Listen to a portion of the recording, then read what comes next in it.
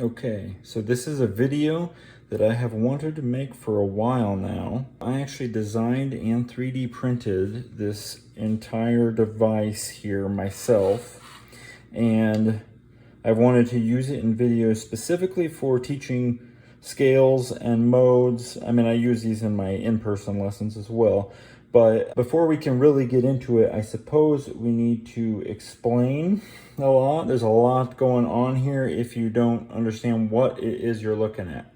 Obviously, the inner circle has the names of all the letter note names, and those are movable. On the outside here, though, you may not have seen this before. This is the 12 positions. So if I have C at position 1 up here, then these are the names, the respective names of each note gets assigned a number away from that root, from that 1. So if I rotate it to somewhere else, you get a whole new relationship here. So these are just relationships. So I want to go over each one of them really quickly and point out different ways that you may see it written, because you may not always see it exactly the same way. 1 can be 1 or R for root. We have flat 2 or the minor second, right? We have 2 or a major second. We have flat 3 or the minor third. We have 3 or the major third. We have 4 or perfect fourth. We have sharp 4, flat 5, tritone, lots of different names. We have 5 or perfect fifth, flat 6 or minor sixth, 6 or major sixth, flat 7 or minor seventh, and then 7 or major 7. So these are, you may have heard those other interval names as well. This is just a shorthand way to write it. We have in the bubbles here, we have other names for these intervals called extensions or alterations, but we won't really be using that too much in this video. Those are just floating there. Another way that you can sometimes see intervals expressed is with set theory, which we'll call them 0 through 11. So you'll have 0, 1, 2, 3, 4, 5, 6, 7, 8, 9, and then you'll have a T for 10 and an E for 11. So sometimes you'll see that also. It's another way to express it, but it's all the same information. So I wanted the main point of the video today to be about modes and getting to the diatonic modes, the important one that you may be watching this video for. But I think that it will help us to build up to there so that we can talk a little bit about what a mode is versus scales or inversions. And you can kind of see through using very simple examples, you'll start to understand what a mode is. And then when you're introduced finally to the diatonic modes, they'll be like, okay, that makes way more sense. So first, a scale is just any series of notes. I guess you could say 2 or more. Some people would call 3 or 4 notes a chord. You could argue semantically, but really just any series of notes is a scale. But a mode, you're saying something more specific about a scale. You're saying that this mode is related to another mode. So it shows a relationship, a rotational relationship, as we'll see, between two scales. I just want to point out too, the colors here mean nothing at this moment. So they're just kind of random. They're just so you can tell the difference between different spots or whatever. I can point to them and say, yeah, red C or whatever. Let's get started. All right, so here we just have C. It's the only note on here. It's a drone. There's nothing, no other information, so we can't really say anything yet. It has no other mode other than itself. There is no other place to go to. There's only one, okay? That's how we're starting. Then to move on fairly quickly, we'll go up to 2, and let's pick G. So G and C are now our 2-note scale, right? If we're thinking of this. Now, C, if C is the 1, G is its 5, right? Its 5th. That's a relationship there that they share. But that relationship isn't necessarily reciprocal. It usually isn't. So if I rotate it around, so that G is now, we're now thinking of G as our root, C is its 4th. Right? So the 4th and 5th will always share a reciprocal relationship with each other. Hopefully that makes sense. We'll rotate it back around to C here. Okay, and you can see I didn't change anything. Now let's move into a 3-note chord. Okay, so now we have C, E, G. We have a C major chord here. We can see 1, 3, 5, that, major third and a 5th makes it a major chord, right? If I moved it down to E flat, well, we now have a C minor chord, right? So let's move it back. Okay, but now if I rotate it and I try to think of the other ones as roots, right? If G, this is a inversion of C major, which is in a way another way to say mode. Mode and inversion are very similar. So we have a root, a 4th, and a 6th. Now, while that is technically true, it doesn't make a coherent chord in a primary triad. And because we tend to think we need a primary triad in order to name a chord or to find the root, this is based on tonal gravity. Essentially, your ear will not want to hear G as the root of these 3 notes because of tonal gravity. So let's rotate to the E and let's try it again. Now we got this inversion here. So we got 1, flat 3, and flat 6, or we could call this one sharp 5. So we would have a kind of weird minor augmented thing, which isn't really a primary triad either. So we can see why it just won't sound good to think of E as the root either here, and your ear will naturally be predisposed to hearing C as the root. 5th is subservient to C, and the major third sounds fairly consonant and pleasant with a C. That's why. Because if your ear tries to hear something else, these notes won't be as consonant with that. So your ear gravitates towards consonants. Now, I could go through building all the primary triads, but the point really is that you're seeing how modes work. We're focusing in on different notes and thinking of them as the leader of the pack. And sometimes we say, nope, that one can't be the leader. That just doesn't make any sense. So in this one, C is the leader of C major, and that's why it's called C major. All right, let's move on to 4-note chords. Okay, so I want to show C major 7 just so you can understand that. Most of the time, inversions of chords are not going to make another chord. As we already found, E and G don't really sit very well as the root of a C major chord. Well, let's try if we're on C major 7. Let's try the 7th and see how that works out. Well, no, that just introduces a flat 2 to the whole thing, which already sounded bad to begin with, and then a 4th and a sharp 5 flat 6 thing. So no, that's not really sounding all that consonant.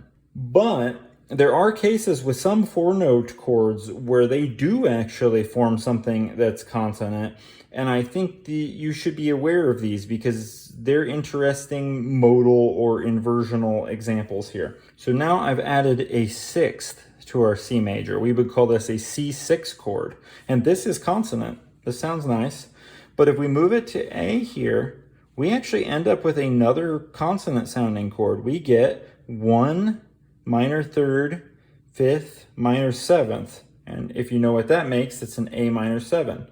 So here, through the use of modes or inversions, we can see that this is why A minor 7 and C6 are actually just inversions of each other. Let me put it up to A minor here, okay? Let me change our minor 7th to a 6th. And now we have an A minor 6 chord. So this is another example of, this would be the Dorian chord, or the 2nd scale degree of the major scale, right? Makes this chord naturally. We'll kind of show that later. But if we place the F sharp here, the 6th, as move that and make that the root now, we actually end up with a minor 3rd, a flat 5, and a minor 7th, which, if you know chords, this will make a half diminished chord or a minor 7 flat 5. There's just 2 ways to say this chord. This is something about music in general, is there's a lot of ways to say the same thing. Okay, so now maybe we're ready to start looking at the diatonic modes. Let me add on 2. We need to move 5 back over. Let's add on 4 here. We'll do that one. And then we'll add on 7. Okay, so the formula for the major scale is 1, 2, 3, 4, 5, 6, 7. Pretty simple. I mean, obviously these numbers were chosen because they were based off the major scale. But so you end up with C, D, E, F, G, A, B without any sharps or flats. I mean, all that should make sense. But now you can see them laid out in a different orientation than maybe you ever had before. And this shows why they are where they are. Some of you also may have learned whole, whole, half, whole, whole, whole, half. And that's where that comes from. These are the intervals. You can just visually see the intervals now. But why is D Dorian, the second mode, different than C major? Well, if we move D up to be the root, now we can see, well, we have a minor 3rd on that one. We actually have a major 6, which is interesting for a minor scale. But then we also have the minor 7th over here. And we can see that it is a palindrome scale, which means it has the same intervals going forward as it does backwards, which is kind of cool. It's the only one in the diatonic modes that has that. So let's go to Phrygian, right? We're treating E as the root now. That's why Phrygian has a flat 2nd. Okay, yeah. And this makes, dark, mysterious, exotic sound. Then we go on to Lydian, F Lydian. And we can see that sharp 4 right here is the one that really stands out as being quite different from the major scale. It's the only one that's different from, if I moved this over to here, we would now have the F major scale. And if you know your key signatures, F major has 1 B flat. That's where that B flat is. But since we're sticking to the scale family of C major, we have F Lydian. Let's move it over, G Mixolydian.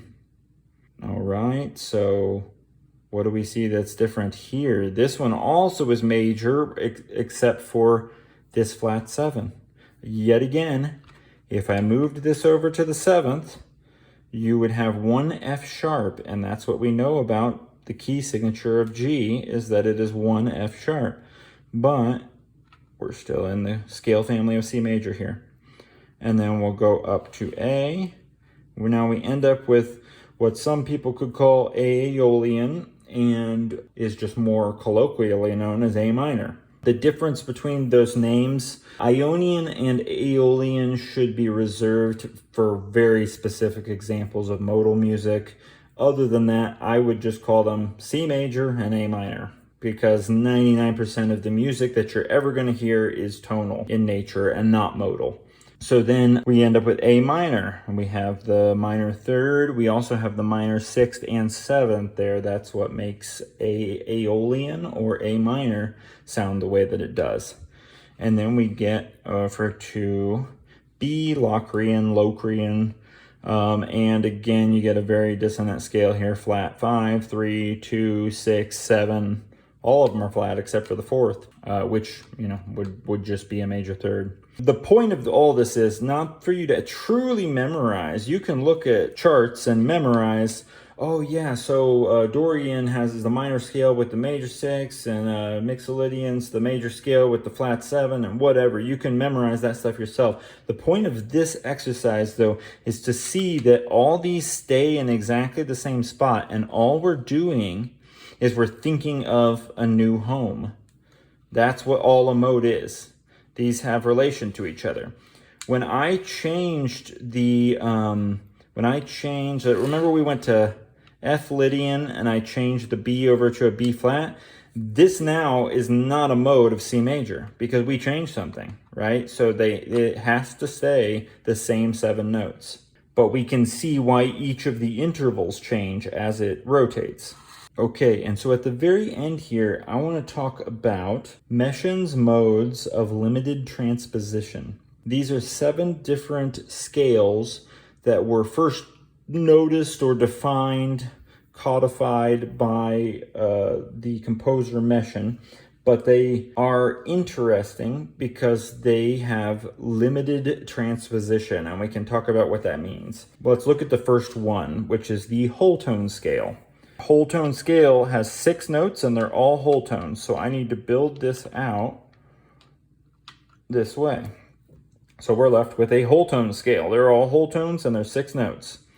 This creates the flashback, mysterious sound that you hear on TV and movies when they're doing flashbacks and stuff. It's because it doesn't really have a key center, so it just sounds, it moves through key centers as you play it, and it just sounds kind of strange. Your mind can't latch on to the tonal gravity. But so why is it limited transposition? Well, because it essentially has one mode. If I go right here, that's the same scale. It's now in D whole tone scale, or over here, E whole tone scale, but as we can see, we can't really change to a new interval pattern. Every time I move it, the interval pattern of a whole tone scale is exactly the same. So that's what he means by limited transposition. Let's go to the second one. So for this one, this is an 8-note scale. We are. And this has 2 modes. We have the half whole, right? We got a half and a whole step, and this is the half whole diminished. If I move over to this one, now we have a whole half step. The sequence continues on both of these. So we only have 2 possible modes, because if I move it over here, I just end up again with the same half whole, and over here end up with the same whole half. And so no matter what notes I center on, there's only 2 possible modes in this scale family. This scale is used for diminished chords specifically, and in lots of jazz and bebop. Okay, so now we're going to move on to the third scale, 9-note scale here. Yeah, this scale is often associated with the augmented chord because you've got 1 major 3 in the center, and then you got a sharp 5 that makes the primary augmented chord. But technically you could make other chords, because as you can see, you do have a perfect 5th here. But this is one mode. If I go over here, that makes another unique mode. And if I go to that first position, we also make another unique mode. But the second I get back to this one, well, that was the same as the one we were just on. So there's only 3 possible modes. So we can kind of start to see why the first mode only has 1 possible mode, the second mode only has 2 possible modes, and the third mode only has 3 possible modes, on and on. Just to speed through this a little faster, here's the 4th position, and that will only have 4 possible modes. Hopefully we're kind of through this. I don't think you're going to start using Messiaen modes anytime soon. It's just this will help you to understand what a mode is in the first place. Okay, I've come back to C major here at the end. Let me rotate it over to A, so now we're in A minor here, and that's why they're relatives. I can't say this stuff enough. But then some other scales you might be fairly familiar with is if I move this flat 7 up to the 7 here, you get a harmonic minor. If I also move the 6 up, then you get a melodic minor. And then you can run through, harmonic or melodic or whatever, any scale you build on here, you can run through and say, okay, in this particular, they would call this the 3rd mode of a melodic minor. I think it's Lydian augmented. Yeah, 1, 2, 3, sharp 4, sharp 5, 6, 7. So it's Lydian because it's got the sharp 4, and augmented because it's got the sharp 5. So yeah, once you start to understand this, then all the names of the scales start to make sense too. So hopefully this one was somewhat informative, and we can maybe make future videos with this thing if anyone has any questions about specific scale families and any more they'd want to learn. Cool, thanks guys. See ya.